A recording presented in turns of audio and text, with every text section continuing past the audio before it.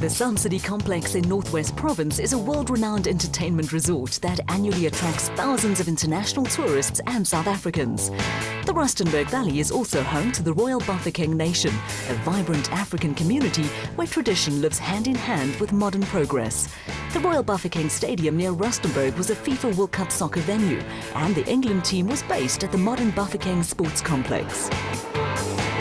The Royal Bafokeng Nation is made up of 29 villages and controls some 1,400 square kilometers of land situated on the largest platinum reserve in the world.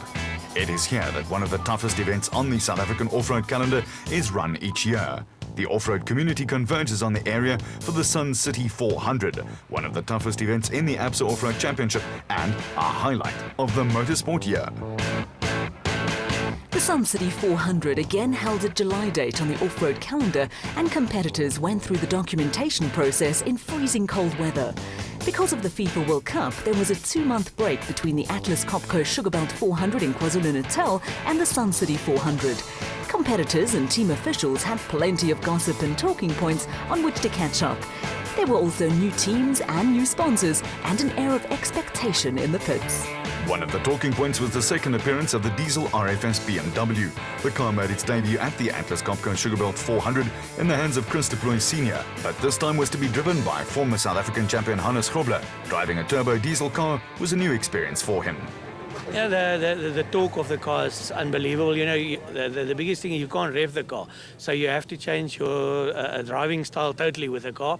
And it handles differently as well. But I'm looking forward. I think there's a lot in the car, and maybe not tomorrow, but maybe we'll give it a surprise. The only thing I can tell you is if we haven't got problems, we won't come last.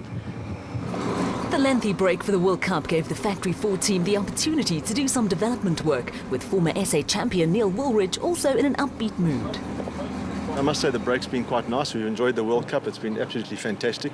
Never in my wildest dreams did I think it would be so great. I'm not a soccer fan, but to see what it's done for the country and just the morale that everyone, it's unbelievable. So it's really been great.